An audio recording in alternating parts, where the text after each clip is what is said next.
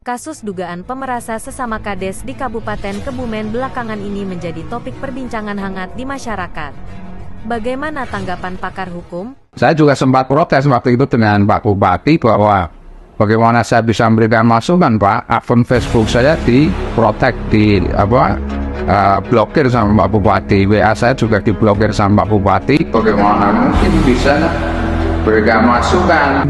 Nah, motif daripada memeras ini yang diberitakan sebelumnya, apakah ya itu untuk menghentikan perkara atau untuk apa?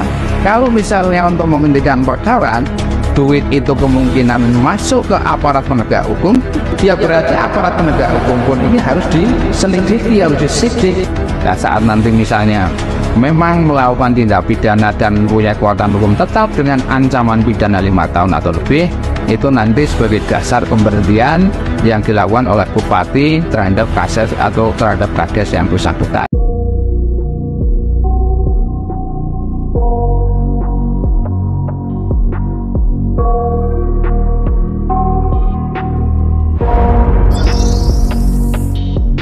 Selamat siang pemirsa, selamat datang di Gedung Putih TV Kebumen bersama saya Arif Budi dan narasumber kita Ketua Peradi Kabupaten Kebumen, Bapak Teguh Purnomo, yang akan membahas isu-isu panas terkini, berita di sekitar kita yang pastinya akan menjadi sarana pencerdasan hukum di masyarakat. Sebelumnya mari kita sapa dulu Bapak Teguh. Selamat siang Bapak Teguh. Selamat siang Mas Arif. Bagaimana kabarnya? Alhamdulillah baik, kabar saya baik, sehat, walafiat, tidak kurang suatu apa. Ngomong-ngomong masalah Kabupaten Kebumen nih Pak, ya. Kebumen sudah mulai terkenal di masyarakat sampai tingkat nasional nih. Ya. Namun terkenalnya mungkin kurang bagus nih akhir-akhir ini Pak. Jadi seperti berita yang saya kutip dari TV One News, terdapat berita kasus dugaan pemerasan sesama Kades di Kabupaten Kebumen mulai ke ranah hukum. Ya. Nah, ini menurut Bapak bagaimana menyikapi kasus yang sedang panas ini Pak? Ya. Jadi saya kira fenomena yang Mas Arif sampaikan tadi itu saya kira hal yang biasa ya di masyarakat. Artinya memang dinamika bermasyarakat, dinamika hukum, dinamika politik di Kabupaten Kebumen ini sekarang sedang marah gitu. Kebetulan yang jadi viral terakhir ini adalah terkait dengan fenomena kepala desa yang dituduh melakukan pemerasan terhadap kepala desa yang lain ya. Ini saya kira cukup bagus, dan kenapa Gedung Putih TV mengangkat ini saya kira juga bukan tanpa argumentasi gitu ya, tapi ini adalah memang sebuah pembelajaran hukum agar masyarakat itu memahami hukum secara apa adanya, sehingga terhadap semua perkara ataupun kasus-kasus yang ada di Kabupaten Kebumen ini harapannya nanti bisa diulas di program-program kita ini. Nah, terkait dengan yang seperti Mas Arif tadi sampaikan, saya kira ini adalah sebuah laboratorium yang cukup mahal harganya gitu ya, dimana kepala desa ini dituduh melakukan pemerasan terhadap kepala desa lain, dan kepala desa yang diperas itu mengadukan ke Polres Kebumen hari Jumat kalau nggak salah kemarin itu dilakukan setelah kita membaca itu. Tetapi yang sebenarnya menurut saya lebih menarik lagi adalah kasus ini sebenarnya sudah diawali dengan pernyataan Bupati Kebumen ya di akun Facebooknya yang mengatakan ada beberapa kepala desa yang kena peras dan pelakunya adalah juga dari kepala desa. Dan menariknya bagi saya adalah bagaimana mungkin seorang kepala daerah atau bupati itu menyampaikan itu ke ranah publik, sementara untuk konsolidasi internalnya tidak dilakukan ya. Harusnya itu tidak muncul di ranah publik, tetapi saat sudah laporan di kepolisian, ada proses hukum, baru bupati ini menyampaikan kepada publik bahwa law enforcement di Kabupaten Kebumen ini bisa jalan dengan baik, terbukti bla bla bla. Nah, inilah saya kira yang menarik. Makanya saat kemarin Bupati Kebumen itu menyampaikan itu di media sosial, dalam hal ini adalah di Facebook, saya juga cukup kaget dan saya mengkritik keras terhadap apa yang dilakukan Bupati Kebumen ini, karena ini saya kira bukan pendidikan hukum dan bukan pendidikan politik yang baik gitu ya. Ini biasanya dilakukan oleh teman-teman NGO teman-teman ormas ya, tetapi justru sekarang pejabat publik pun melakukan seperti itu, padahal kebenaran terus isu tersebut sebenarnya harus masih diuji seperti itu, Mas Arif. Ini menarik sekali Bapak. Kemarin saya sempat melihat salah satu di postingan Bapak, sepertinya Bapak sedang duduk berdua ini dengan Bapak Bupati. Nah, apakah di momen-momen itu Bapak Bupati dengan Pak Taufidu menyinggung soal isu yang ini, perangkat desa yang sedang melakukan pemerasan, atau hanya bincang-bincang santai ini, Pak? Tidak sama sekali. Jadi momen itu adalah momen kebetulan saya diundang oleh Kepala Desa Tanggulangin untuk menghadiri acara wayangan peresmian Balai Desa, dan malam itu tim kami dari DPC Pradi Kebumen itu datang terlebih dahulu gitu ya, disusul dengan tim Bupati bersama Pak Kajari, Pak Dandim, dan beberapa pejabat eselon 2 yang ada. Nah, setelah peresmian memang Pak Bupati sempat salaman dengan saya, dan setelah itu ternyata tim dari Bupati itu sangat berharap, dan atas perintah Bupati katanya saya untuk duduk satu meja dengan Pak Bupati. Dan setelah kami coba duduk satu meja, itu memang tidak ada sama sekali perbincangan terkait dengan permasalahan atau kasus ini ya. Termasuk yang paginya itu Pak Sekda itu digantikan oleh orang lain ya, terus Pak Sekda menjadi staf ahli, ini juga tidak diperbincangkan. Tetapi justru yang diperbincangkan di sana adalah bahwa beliau berharap bahwa keberadaan saya itu tetap seperti sekarang ini bisa menjadi pencerah semua lini, dan orang-orang seperti saya, kata Pak Bupati waktu itu, sangat diperlukan ya. Karena apa? Karena banyak orang-orang yang kritis mengkritisi kebijakan pemerintah daerah, tetapi ternyata di belakang mereka meminta sesuatu, misalnya proyek atau yang lain. Dan alhamdulillah menurut pandangan Pak Bupati saya itu tidak seperti itu, sehingga beliau mengatakan bahwa di Kebumen itu diperlukan sosok yang seperti itu. Saya juga sempat protes waktu itu dengan Pak Bupati bahwa bagaimana saya bisa memberikan masukan, Pak, akun Facebook saya diprotek, blokir sama Pak Bupati, WA saya juga diblokir sama Pak Bupati, bagaimana mungkin bisa berikan masukan? Kata Bupati, memang WA saya baru, nanti sebentar lagi tak kasih Pak Teguh, jadi biar bisa memberikan masukan-masukan. Tapi ya sampai sekarang ini ternyata tidak dikasih. Tapi bagi saya nggak masalah gitu ya, karena saya dekat atau tidak dekat dengan siapapun, yang akan saya lakukan adalah menyuarakan kebenaran, baik itu dari sisi hukum maupun yang lain. Gitu, Mas. Ini cukup menarik nih, Pak. Jadi kata Bapak, ini sampai orang nomor 1 di Kebumen, Bapak Bupati itu sampai memblokir ataupun ibaratnya itu menutup akses untuk berkomunikasi nih, Pak. Ini apakah sebelumnya mungkin ada miss di belakang sama Bapak, atau pernah ada ini sampai Bapak Teguh itu tidak bisa berkomunikasi lewat media sosial, padahal kan dengan adanya nanti berita-berita kasus-kasus ini yang bisa mungkin Bapak Teguh ini bisa memberikan masukan atau tanggapan itu kan untuk kemajuan Kebumen itu juga bagus menurut saya. Ya, saya kira kalau misalnya spesifik permasalahan pribadi apa, saya kira saya nggak punya gitu ya. Tetapi memang saya adalah orang yang gemar memposisikan, kalaupun misalnya di situ ada konflik, saya selalu ada di pihak masyarakat, mencoba itu.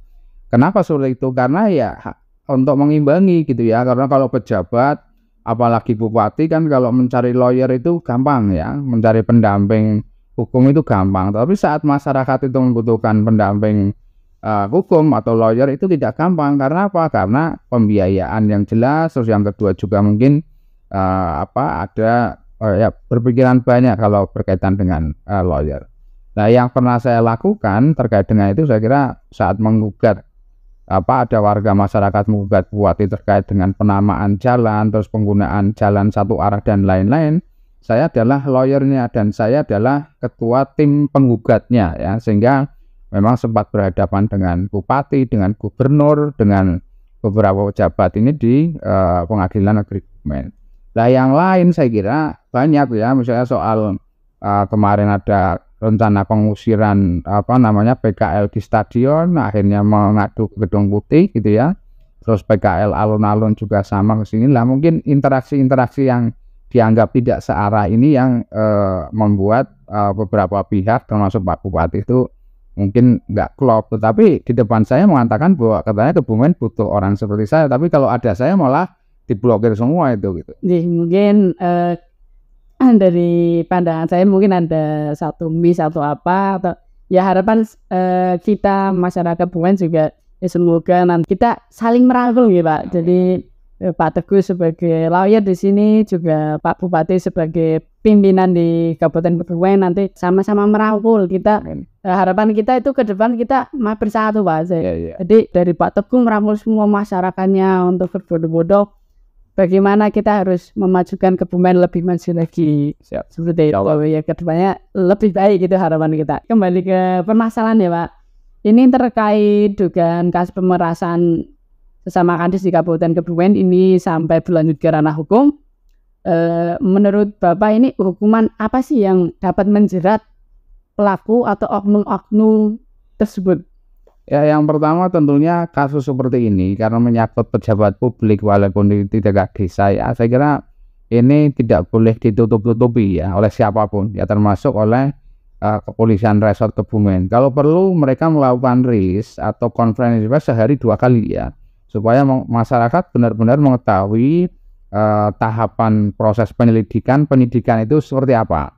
Terus yang kedua, karena ini juga dilakukan oleh aparatur negara, saya kira hukum ini juga harus dibuktikan tidak tumpul ke bawah atau tidak tumpul ke atas tajam ke bawah, tetapi sama di depan hukum, sehingga kalaupun misalnya pelakunya itu pejabat di tangga desa atau nanti mungkin ada pihak-pihak tertentu yang terkait dengan ini, saya kira ini harus dibuka tuntas gitu ya, termasuk nanti ending di pengadilannya adalah seperti apa. Karena saya yakin ya, kalau kita mencoba membaca di media yang sudah terbit, itu kan baru menyebut nama kepala desa satu yang katanya dia memeras bla bla bla. Kita juga harus ingat bahwa kita tidak sepenuhnya percaya dengan berita itu. Jangan-jangan ini adalah bagian politik untuk bagaimana mematikan nama kepala desa itu ya, seperti itu. Jadi jangan langsung percaya, tetapi yang harus kita lakukan justru aparat ini harus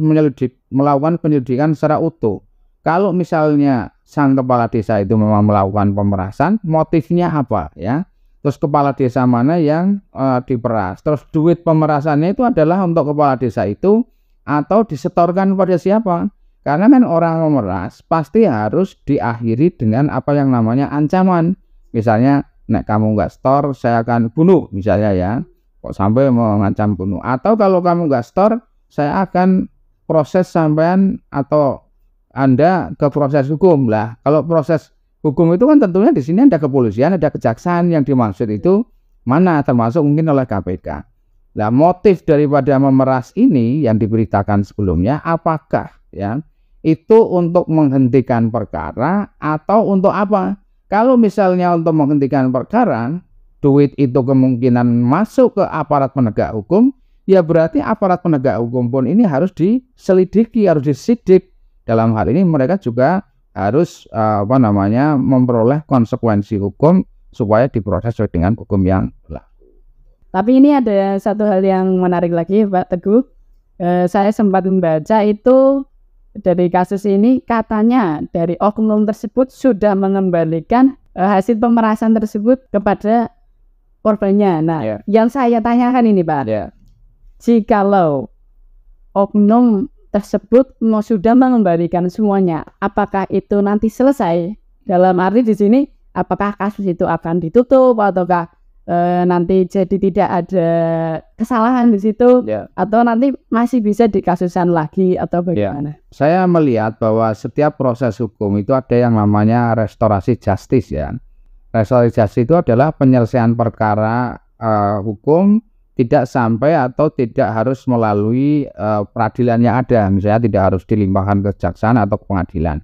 Tetapi RJ, Restoratif Justice, ini hanya digunakan untuk perkara-perkara ringan, ya misalnya delik aduan, ya, artinya bahwa perkara-perkara ringan yang hukumannya itu tidak terlalu berat, dampaknya tidak terlalu besar. Tetapi kalau misalnya melihat perkara ini, saya kira tidak termasuk di dalamnya. Sehingga kalau misalnya uang itu sudah dikembalikan, sebagaimana di dalam Undang-Undang Tindak Pidana Korupsi, itu pengembalian uang tidak menghilangkan unsur pidana atau tidak mematikan unsur pidana. Sehingga ini harus ditindaklanjuti sampai di pengadilan.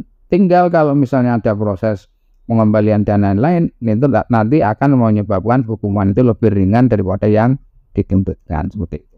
Berarti ini jika terbukti, Pak, ini kan masih dugaan kasus ini. Ya. Jika nanti ini benar-benar oknum itu terbukti melakukan pemerasan, itu bisa langsung diberhentikan saat itu juga, Pak, atau ada prosedurnya? Ada prosedurnya. Jadi kalau kita mencoba melihat peraturan daerah ya nomor 1 tahun 2023 tentang pemberhentian kepala desa, ini ada beberapa hal, antara lain misalnya bahwa kepala desa ini berhenti pertama karena meninggal dunia, 2 karena permintaan sendiri, dan yang ketiga adalah diberhentikan. Nah, konteks kasus ini, perkara ini bisa jadi kita menggunakan pasal 58 ya ayat 1 huruf C, diberhentikan. Nah, syarat-syarat pemberhentian ini juga dalam peraturan daerah ini diatur ya, misalnya seseorang itu sudah terbukti melakukan tindak pidana dan mempunyai kekuatan hukum tetap. Nah, saat nanti misalnya memang melakukan tindak pidana dan mempunyai kekuatan hukum tetap dengan ancaman pidana 5 tahun atau lebih, itu nanti sebagai dasar pemberhentian yang dilakukan oleh bupati terhadap kases atau terhadap kades yang bersangkutan. Jadi terakhir ini, Pak, ya. Saya sebagai masyarakat nih, Pak, masyarakat Kebumen yang mencintai Kebumen, melihat fenomena-fenomena di Kabupaten Kebumen terkait kasus-kasus, apalagi ini kasusnya sudah merambah ke desa, desa ke lingkup yang kecil gitu loh. Biasanya kan kasus itu di pemerintahan gitu, di pemerintahan pusat, ini sudah masuk ke ranah desa lah. Kita sebagai masyarakat itu harus bagaimana, Pak, menyikapi hal tersebut, sedangkan kan kita juga tinggal di desa, itu ada pemerintahan, kita harus mengikuti pemerintahan. Bagaimana sedangkan pemerintahannya saja untuk menjadi contoh mungkin kurang pas itu, Pak. Ya, saya kira sebagai masyarakat kita harus menjadi masyarakat yang patuh terhadap aturan dan kritis, mengkritisi terhadap fenomena hukum dan fenomena sosial yang terjadi di wilayahnya. Kita katakan patuh itu di situ karena semua aturan-aturan yang dibuat pemerintah sepanjang itu masih menjadi hukum positif ya ditaati. Bahwa misalnya kok ternyata ada aturan-aturan yang tidak adil, kita lakukan judicial review, misalnya bagaimana melakukan perubahan terhadap perda, terhadap peraturan bupati atau bahkan perdes yang ada di situ. Itu ada mekanismenya. Yang kedua adalah kita melakukan tindakan kritis dalam artian bahwa sesuatu yang dilakukan oleh pejabat publik, mungkin dari tingkat desa, kecamatan, kabupaten, itu masyarakat harus berani mengkritisi. Jangan sebagai masyarakat yang yes man ya, tetapi berani mengkritisi, berani memberi masukan, syukur-syukur melakukan atau berani melakukan upaya preventif. Dalam hal ini adalah pencegahan terhadap dugaan tindak pidana. Jadi kalau misalnya masyarakatnya kritis, sehingga pejabatnya atau kita berharap pejabatnya tidak semaunya sendiri. Tetapi kalau misalnya sudah terlanjur, ya koordinasi dengan aparat penegak hukum yang baik itu laporan atau pengaduan, saya kira penting. Jadi jangan misalnya kita justru melakukan tindakan-tindakan anarkis ya yang akhirnya merugikan masyarakat itu sendiri. Baik pemirsa, dapat kita simpulkan perbincangan kita hari ini bahwasanya kejahatan atau tindakan-tindakan yang melawan hukum itu tidak hanya terjadi di pemerintahan pusat, ternyata bisa ada di sekeliling kita atau di sekitar kita. Sebagai masyarakat, kita harus paham tentang hukum yang ada di sekitar kita dan kita harus menyuarakan pendapat kita demi kota kita, desa kita lebih baik lagi. Sekian, sampai jumpa di topik-topik terhangat lainnya hanya di Gedung Putih TV. Terima kasih.